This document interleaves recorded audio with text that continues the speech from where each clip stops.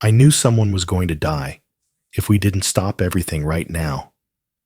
It was 5 a.m., and I was already on site, documenting what would become the most important evidence of my career.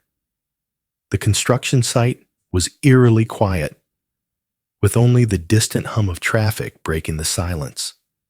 But what I was photographing would soon break much more than that.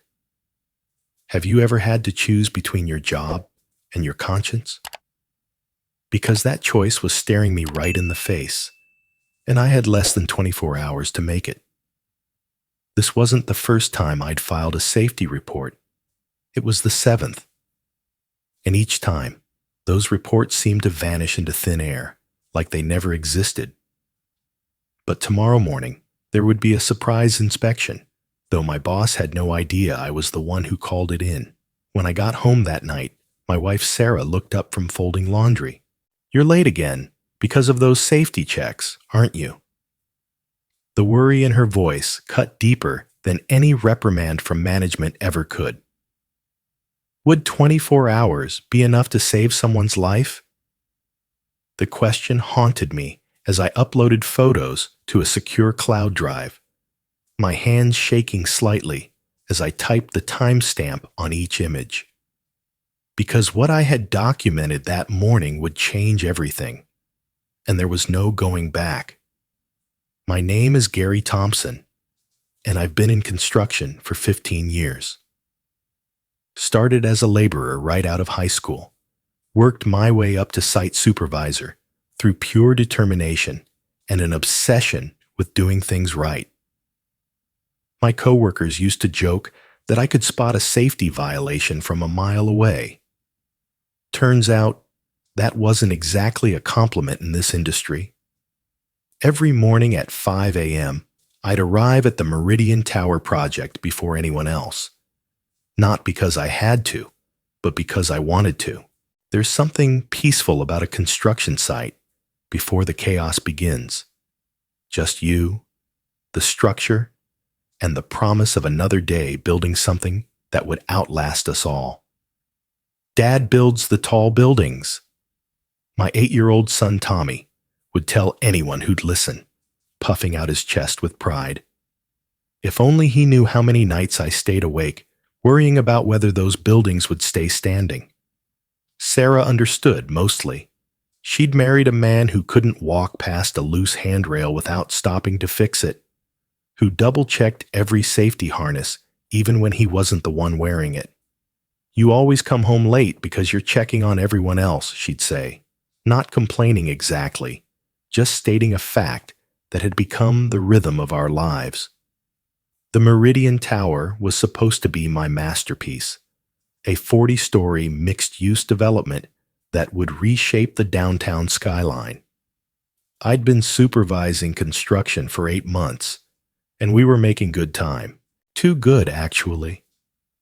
That should have been my first warning sign.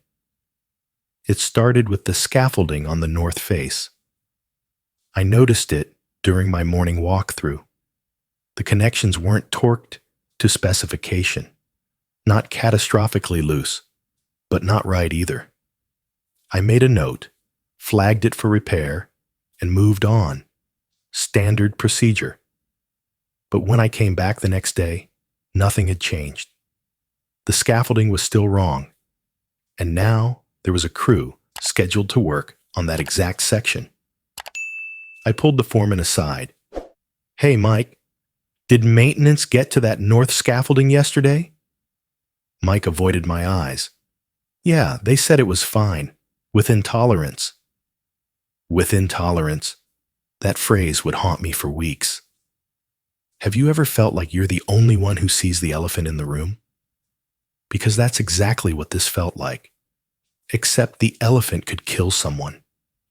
That night, I went home and found Tommy building a tower with his blocks. It was wobbling, ready to fall, but he kept adding pieces anyway. "Buddy, maybe we should fix the bottom before we go higher." He looked at me with those innocent eyes. "But Dad, I want it to be tall like yours." I helped him rebuild the foundation properly. If only work was that simple. The next morning, I discovered the real problem. While reviewing the material delivery logs, I found discrepancies. The steel cables for the construction elevator, the ones rated for 10,000 pounds, had been replaced with cables rated for only 7,500 pounds. Someone was cutting costs and cutting corners in ways that could get people killed. But here's where things got weird.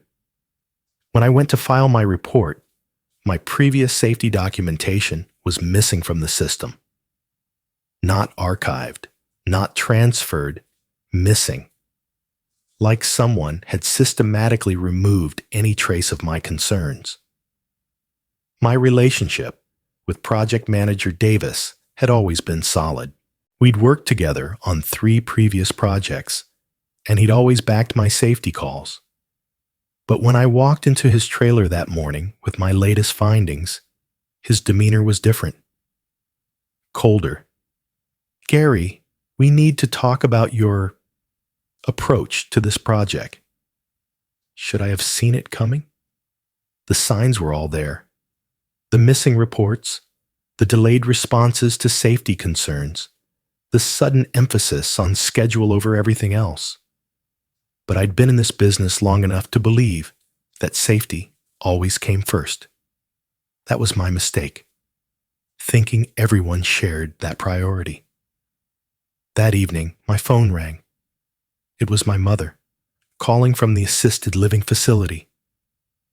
"Honey, I was bragging to the ladies about my son, the supervisor. But Mrs. Patterson said her nephew got promoted to project manager last year. When are you going to move up? You've been doing this so long."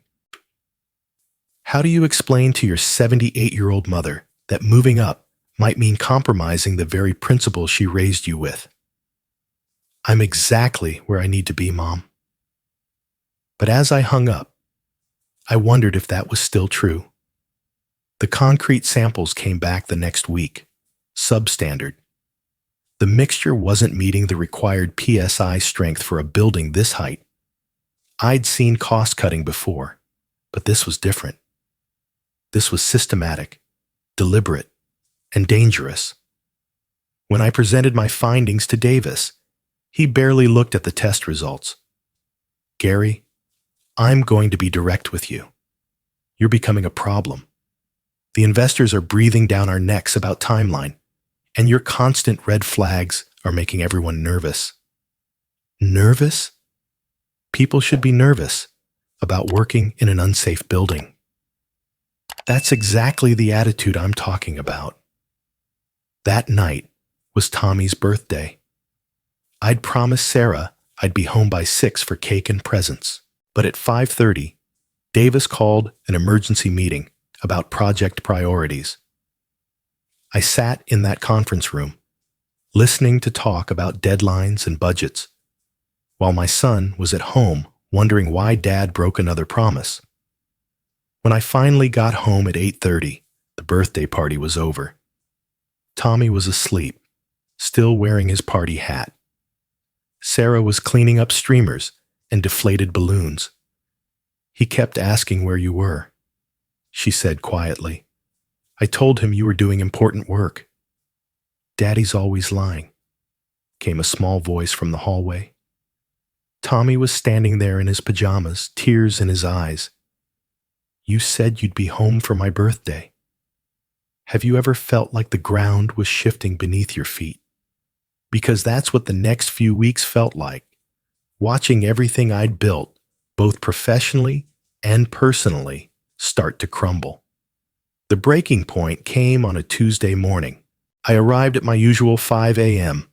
to find workers already on site, preparing to pour concrete for the 15th floor. The same concrete that had failed the strength tests. The same concrete I'd explicitly red flagged in my report. I called Davis immediately. "We need to stop the pour. That concrete isn't approved." "Gary, we discussed this. The concrete is within acceptable parameters. Acceptable for a 20-story building maybe, not for 40 stories." There was a long pause. Be in my office in an hour. That hour felt like a countdown. I knew something had fundamentally shifted, but I couldn't quite grasp what. As I walked across the site, I noticed things I'd missed before, or maybe things I'd chosen not to see. Workers who avoided eye contact. Foremen who suddenly had urgent business elsewhere when I approached. The isolation had been gradual, but now it was complete. Should I have documented everything from the beginning? Maybe, but hindsight is always clearer than foresight. And at that moment, I was more focused on fixing problems than protecting myself. Davis wasn't alone in his office. Corporate was there. Suits I'd never seen before, holding folders I couldn't read from across the room. But I could read the room just fine. Gary, sit down. We need to discuss your future with this company. The meeting that followed felt surreal. They had documentation, reports I'd never seen, complaints I'd never made, incidents that painted me as difficult, uncooperative, a roadblock to progress. It was like looking at a funhouse mirror version of my career, where every safety concern became insubordination, every thorough inspection became unnecessary delay. We've received multiple complaints about your attitude toward productivity. Productivity? I'm trying to keep people from getting killed. That's exactly the kind of dramatic language that's causing problems. Have you ever tried to argue with people who've already made up their minds? It's like trying to convince a wall to move. Exhausting and ultimately pointless. But here's what they didn't know. I'd been preparing for this moment. Not consciously at first, but every missing report, every ignored safety concern, every suspicious decision had taught me one crucial lesson. Document everything. While they'd been building their case against me, I'd been building my own case. Photos of violations, records of ignored reports, audio recordings of conversations where safety was explicitly deprioritized. I'd learned to cover my tracks the hard way. The irony wasn't lost on me. They were firing me for being thorough, for caring too much about safety, for refusing to compromise on standards that existed for a reason. But that same thoroughness would be their downfall. We're terminating your contract, effective immediately. The words hung in the air like dust after an explosion.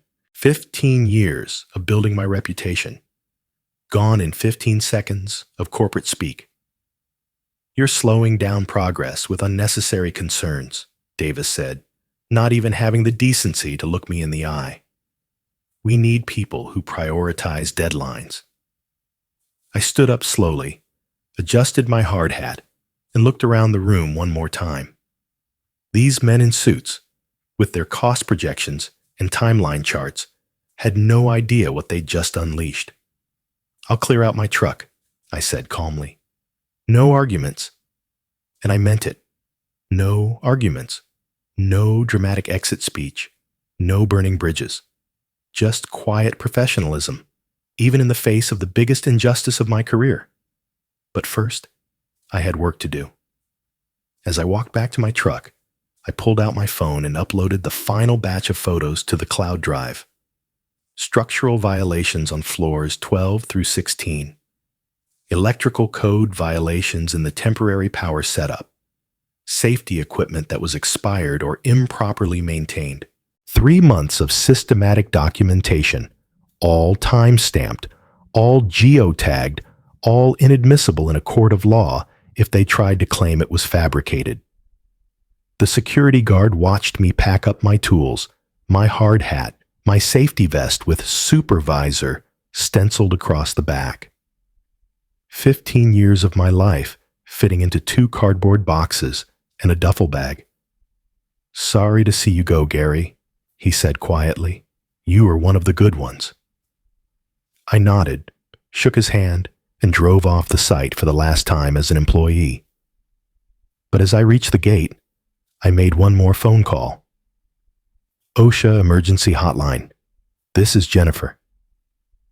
Yes, I need to report multiple serious safety violations at an active construction site. When can you get someone out here? How serious are we talking? I looked back at the Meridian Tower rising into the morning sky like a monument to corporate arrogance and willful negligence. Life-threatening. Multiple violations that could result in catastrophic failure. We can have inspectors there this afternoon. Can you provide documentation? I smiled for the first time in weeks. Ma'am, I have everything you need. The next 48 hours would change everything. Not just for me, not just for the Meridian Tower project, but for construction safety standards across the entire city. Because sometimes, when you lose everything, you finally have nothing left to lose. And that's when you become truly dangerous to people who count on your silence. The OSHA van pulled up to the Meridian Tower site at exactly 2:47 p.m. the next day. I watched from across the street, sitting in my pickup truck with a cup of coffee that had gone cold hours ago. 3 inspectors got out, carrying clipboards and cameras, looking like they meant business. My phone had been buzzing all morning. Davis, corporate, even some of the foremen.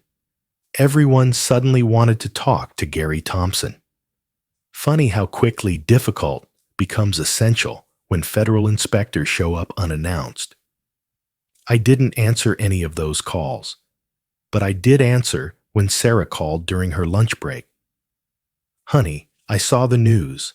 They're showing the construction site on Channel 7. Something about safety violations and work being stopped. I smiled, really smiled, for the first time since walking off that job site. Yeah, I saw that too. Gary, did you? I did what needed to be done. There was a pause, and then, I'm proud of you. Those 4 words meant more than any performance review or bonus check ever could. But they also carried weight, the weight of knowing that doing the right thing might cost us everything. The truth is, I hadn't expected the response to be this immediate or this thorough. Within 6 hours of my call, OSHA had mobilized a full inspection team. But as I sat there watching them work, I realized something else was happening. Other vehicles were arriving. News vans, more government cars, even what looked like FBI. This was bigger than just building code violations. My phone rang. Unknown number, but something told me to answer. Mr. Thompson, this is Agent Martinez with the Department of Labor's Office of Inspector General. We need to talk. It turned out my documentation had uncovered more than just safety violations. The systematic cost-cutting, the missing reports, the pressure to ignore standards. It was all part of a larger pattern of fraud that stretched across multiple projects and multiple companies. My little safety rebellion had stumbled into something that made headlines. That evening, sitting at our kitchen table with Tommy doing homework and Sarah making dinner, I felt something I hadn't experienced in months. Peace. Not because I was unemployed. That part terrified me. But because for the first time in this whole mess, I wasn't carrying the weight of knowing something terrible was going to happen and being powerless to stop it. Dad, why are there cameras at your building? Tommy asked, looking up from his math worksheet. Because sometimes grown-ups make mistakes and other grown-ups have to help fix them. Are you one of the fixers? I ruffled his hair. I'm trying to be, buddy. The next morning brought developments I never could have predicted. The local newspaper's headline read, "Whistleblower exposes construction fraud ring." Below, It was a photo of the Meridian Tower with work crews visible, but now they were removing materials instead of installing them. But the real surprise came when my phone rang at 8 a.m. Gary, this is Jim Collins from Skyline Construction. We've been following the news, and we'd like to talk to you about a position. Skyline was one of the most respected firms in the city, the kind of company that built hospitals and schools, projects where cutting corners wasn't just unethical, it was unthinkable. The kind of place I'd always wanted to work but never thought would hire someone like me. I'm interested, but I should mention I just became unemployed for refusing to compromise on safety standards. Jim laughed. Mr. Thompson, that's exactly why we're calling. The interview process was unlike anything I'd experienced. Instead of asking me to downplay my safety concerns, they wanted details. They wanted to know how I'd identified the problems, how I'd documented them, how I'd managed to build such a comprehensive case while still performing my regular duties. We're not just looking for a site supervisor, Jim explained during my second interview. We're looking for someone to head up our new safety compliance division. Someone who understands that reputation takes decades to build and seconds to destroy. The position came with a salary increase of 30% and a mandate to implement the kind of safety protocols I'd been dreaming about for years. But more than that, it came with something I'd lost at my previous job: respect. Sarah cried when I told her about the offer.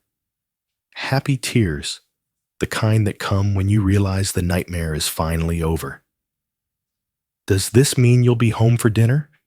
Tommy asked when I broke the news to the family. Every night, buddy. That's a promise I can keep now. But even as I celebrated this personal victory, the consequences of my actions were still rippling outward. The Meridian Tower project had been completely shut down, pending a full structural analysis. 3 other projects by the same developer were under investigation. Davis had been placed on administrative leave, and rumor had it that federal charges were being prepared. The hardest part wasn't the vindication. It was watching good people get caught in the aftermath. Construction workers, who'd just been doing their jobs, were suddenly unemployed. Subcontractors, who'd been pressured to cut corners, were facing scrutiny they didn't deserve. The collateral damage of exposing corruption is that innocent people often get hurt in the process. But then I received a call that put everything in perspective. Mr. Thompson, this is Maria Santos. My husband was working on the elevator installation at Meridian Tower. I wanted to thank you. Ma'am, I'm not sure what you're thanking me for. Your husband probably lost work because of what I did. Mr. Thompson, my husband has been coming home every day for the past month telling me he was scared. Scared of the equipment they were giving him. Scared of the shortcuts he was being pressured to take. He was afraid to speak up because we need the money. But he was also afraid he might not come home one day. Her voice broke slightly. You spoke up for him when he couldn't speak up for himself. That's everything to a family like ours. Have you ever realized that the thing you thought was destroying your life was actually saving other people's lives? Because that phone call changed everything for me. It wasn't about vindication anymore, or even about justice. It was about the fact that somewhere out there, construction workers were going home safe to their families because I'd refused to stay quiet. The media attention was intense, but mostly positive. I did 3 television interviews, always careful to emphasize that this wasn't about one bad company or one corrupt project manager. This was about an industry-wide culture that had lost sight of its most basic responsibility, protecting the people who do the work. The construction industry builds the world we live in, I said during my appearance on the local morning show. We owe it to everyone, workers, residents, visitors, to build it right. That means not just following safety codes, but understanding why those codes exist in the first place. The interviewer asked the question I'd been dreading. Do you regret speaking up, given the personal cost? I thought about that for a moment, really thought about it. I regret that it took me so long to speak up. I regret that I let fear of losing my job prevent me from doing my job properly. But I don't regret the decision to finally do the right thing.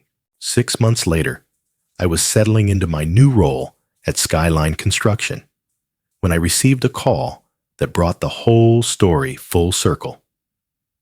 Gary, this is Bob Chen. I'm the new project manager for the Meridian Tower reconstruction.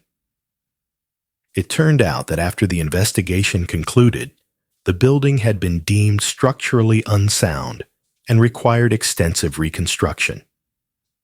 The original developer had lost the project, and it had been taken over by a consortium of investors who were committed to doing it right, even if it cost more and took longer. We want you to consult on the safety protocols for the rebuild. Nobody knows that building's problems better than you do. Standing on the site of my former workplace, now stripped down to its safe foundations and being rebuilt properly, I felt something I'd never experienced before. Complete professional satisfaction. Not just because I was successful, but because success had come from doing the right thing rather than despite it. Tommy, now 9, came with me to the groundbreaking ceremony for the new Meridian Tower. The mayor was there, along with representatives from the construction unions, OSHA officials, and dozens of workers who would be building the structure safely this time. Dad, is this going to be your tallest building? Tommy asked as we watched the ceremony. It's not about how tall it is, buddy. It's about how safe it is. Anyone can build something tall, but building something that'll last, something that'll keep people safe for generations, that's the real challenge. The new safety compliance division at Skyline had grown from just me to a team of 12 safety officers, engineers, and compliance specialists. We'd implemented protocols that other construction firms were adopting, and our safety record had become the industry standard. But the real measure of success came in smaller moments, like the thank you note from a construction worker's daughter. My daddy says you help keep him safe at work. Thank you for letting him come home every day. Or the invitation to speak at the National Construction Safety Conference, where I shared the podium with OSHA administrators and union leaders, talking about the importance of creating cultures where safety concerns can be raised without fear of retaliation. Or the call from a young engineer in Denver who'd read about my story and wanted advice on how to handle safety violations at his site. I'm scared I'll lose my job, he said. You might, I told him honestly. But you'll definitely lose something more important if you stay quiet and someone gets hurt. Document everything. Build your case carefully.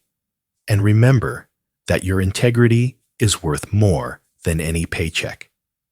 The construction industry began to change, slowly but measurably.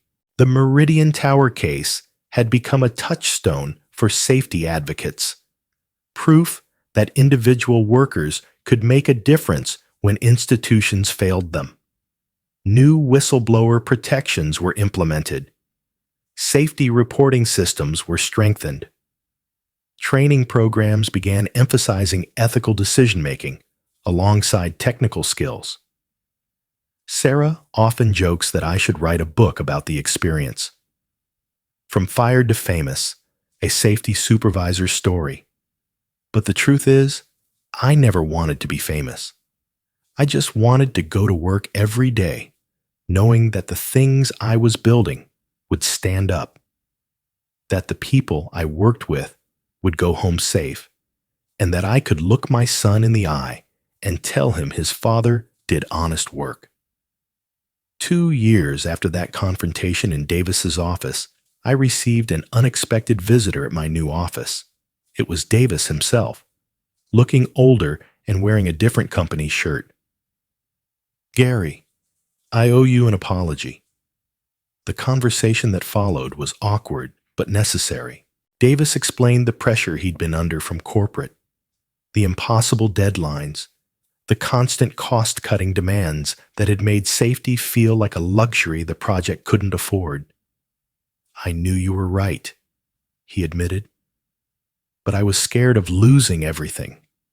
My job, my reputation, my ability to provide for my family. So I convinced myself that you were being unreasonable, that the risks weren't as serious as you were making them out to be." "What changed your mind?"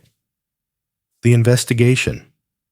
When I saw all the documentation you'd gathered, when I realized how close we'd come to a catastrophic failure, I couldn't sleep for weeks.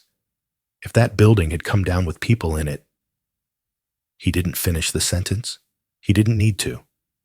"I'm working for a smaller firm now," he continued. "Better pay, better conditions, and a boss who understands that safety isn't negotiable. It's been humbling, but it's also been the best career move I ever made. Forgiveness isn't always about the other person deserving it. Sometimes it's about freeing yourself from the burden of anger."